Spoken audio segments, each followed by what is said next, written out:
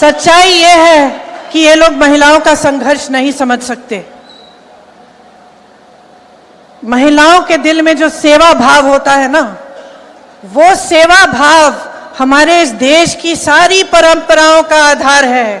वही सेवा भाव, वो जो महिला जो रात को सोएगी नहीं जब तक सारे नहीं सो जाएंगे घर में, वो महिला जब परिवार में संकट आता है, पैसों की कमी होती है, तो वो अपने गहने गिरवी रखेगी।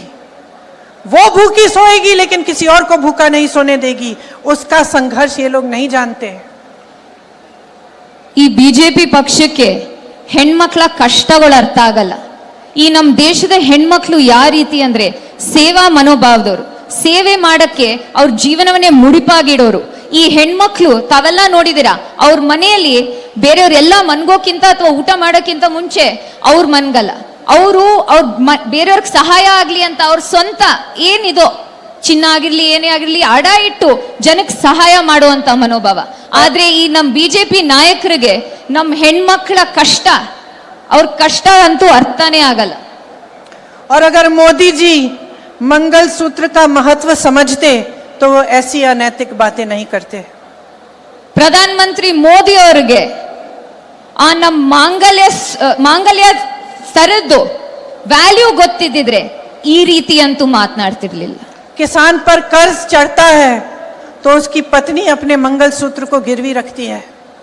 ರೈತರು ಸಾಲ ಹೆಚ್ಚಾದಾಗ ಅವ್ರ ಮನೆಯಲ್ಲಿ ಅವ್ರ ಹೆಂಡತಿ ಆ ಮಂಗಲ್ ಸೂತ್ರನ ಅಡ ಇಡ್ತಾಳೆ।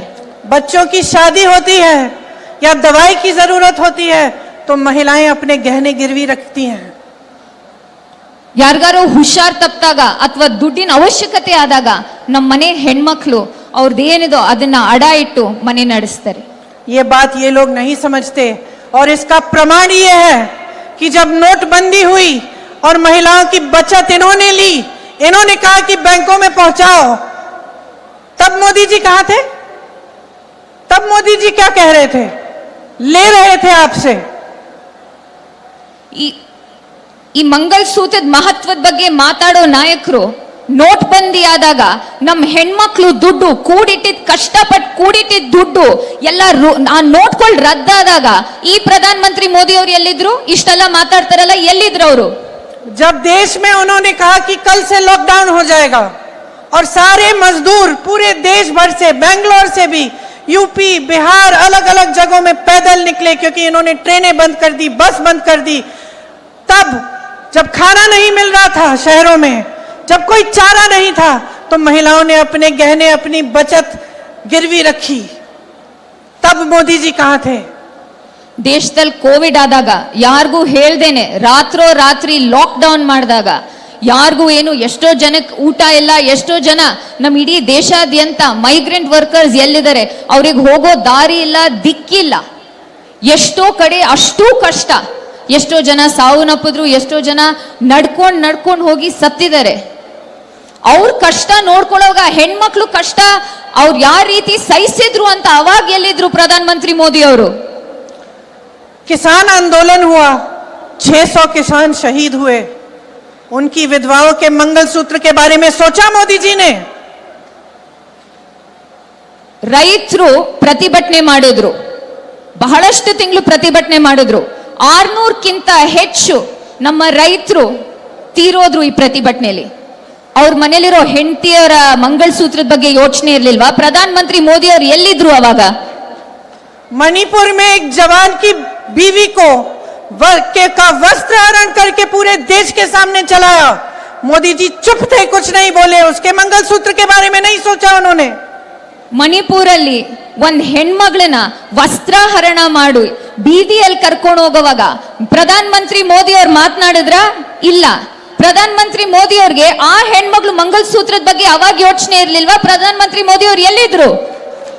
पलक नहीं झपकाई उन्होंने।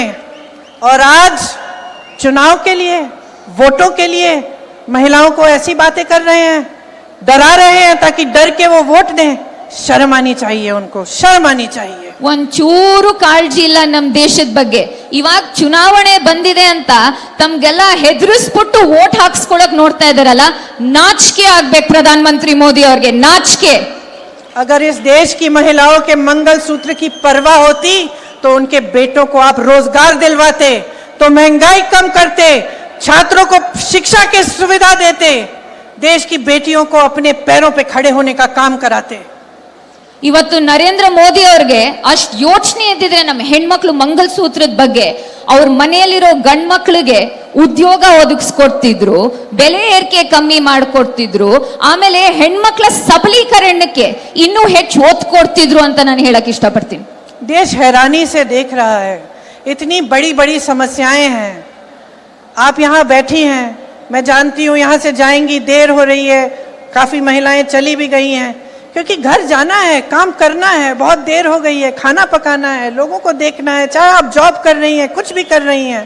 इतनी महंगाई है, इतनी बड़ी बड़ी समस्याएं हैं, तमाम बच्चे बेरोजगार घूम रहे हैं, आपने मेहनत से पढ़ाया, शिक्षा दिलवाई, इतनी बड़ी समस्याएं हैं और इतनी छोटी छोटी स्तर की बातें हो रही हैं।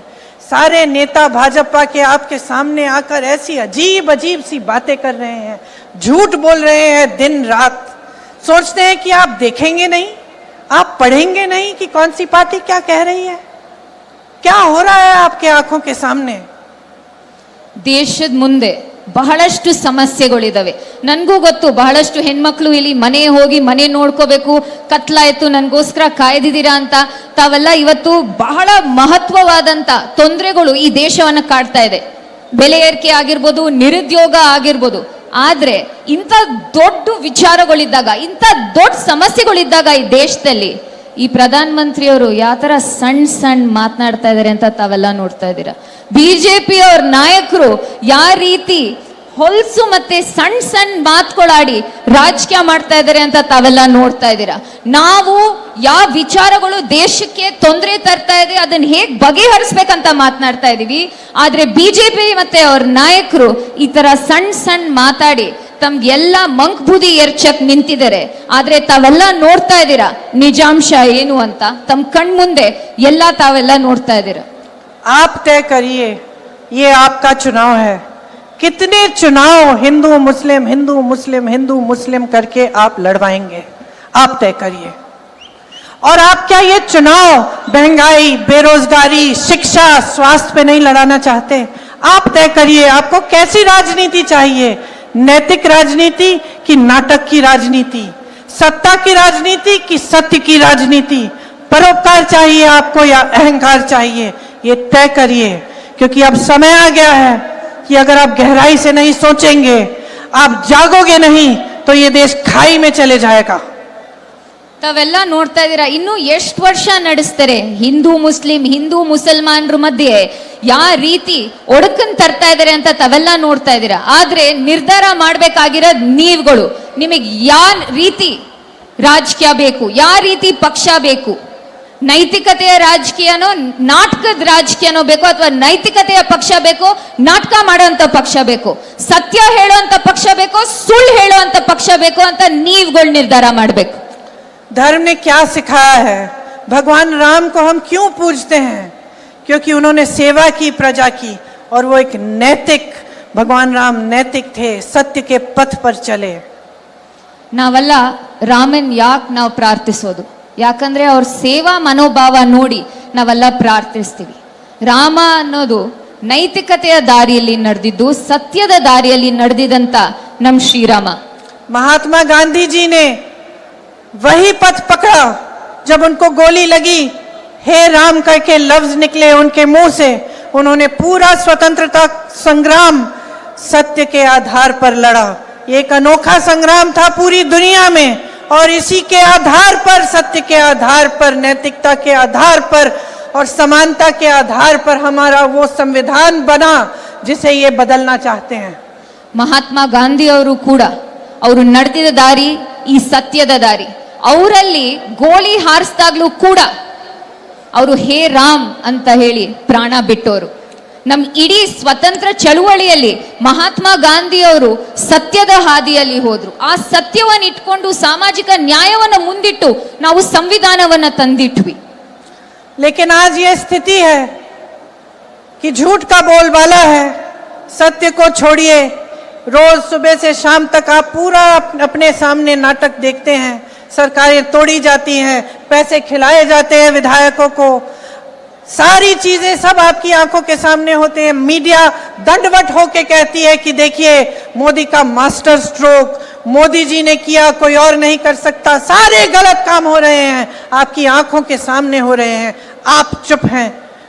विपक्ष चीख रहा है, चिल्ला रहा है, विपक्ष पर दबाव डल रहा है, मीडिया पर दबाव डल रहा है, न्यायालयों पे दबाव डल रहा है। जितने भी संस्थान बने थे आपके अधिकारों की रक्षा के लिए, सब दबाए जा रहे हैं। हम लड़ रहे हैं, आप कब लड़ोगे? ಸತ್ಯ ಅನ್ನೋದ್ ಬಿಟ್ಬಿಡಿ, ಬಿಜೆಪಿ ಅವರು ಪ್ರತಿ ದಿನ ನಾಟಕ ಮತ್ತೆ ಸುಳ್ಳು ಹೇಳ್ಕೊಂಡು ಓಡಾಡ್ಕೊಂಡು ರಾಜಕೀಯ ಮಾಡ್ತಾ ಇದ್ದಾರೆ.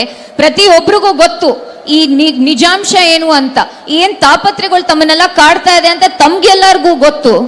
ಆದ್ರೆ ದೇಶದ ಮಾಧ್ಯಮಗಳಲ್ಲಿ ಎಲ್ಲ ಚೆನ್ನಾಗಿದೆ, ಪ್ರಗತಿ ಇದೆ, ಈ ದೇಶದಲ್ಲಿ ಎಲ್ಲ ಉದ್ಧಾರ ಆಗ್ತಾ ಇದ್ದಾರೆ ಅಂತ ತೋರಿಸ್ತಾ ಇದ್ದಾರೆ. ಇವತ್ತು ನರೇಂದ್ರ ಮೋದಿ ವಿಪಕ್ಷದ ನಾಯಕರು ಮಾತ್ರ ಅಲ್ಲ, ಮಾಧ್ಯಮಗಳಾಗಿರ್ಲಿ, ವಿಪಕ್ಷ ಆಗಿರ್ಲಿ, ಉನ್ನತ ನ್ಯಾಯಾಲಯ ಆಗಿರ್ಲಿ, ಪ್ರತಿ ಒಬ್ರ ಮೇಲೆ ಪ್ರೆಷರ್ ತಂದು ಏನ್ ಸಾಧಿಸಕ್ ನೋಡ್ತಾ ಇದಾರೆ ಅಂತ ನೀವ್ ನೋಡ್ತಾ ಇದ್ದೀರಾ. ಆದ್ರೆ ನಿಮ್ ಹಕ್ಕಗೋಸ್ಕರ ಯಾರೋ ಹೋರಾಟ ಮಾಡಂಗಿದ್ರೆ ನಾವ್ ನಿಮ್ ಪರ ಯಾವತ್ತೂ ನಿಂತಿರ್ತೀವಿ. समय आ गया है कि आप अपनी लड़ाई लड़ना शुरू करें, अपने अधिकारों की लड़ाई, कि आप हर नेता को, हर राजनीतिक दल को, खास तौर से भाजपा को और प्रधानमंत्री जी को यह सिखाएं कि आपके मुद्दों पे चुनाव लड़े जाने चाहिए. ನಿಮ್ ಹೋರಾಟ ಇವಾಗ ಶುರು ಆಗ್ಬೇಕು.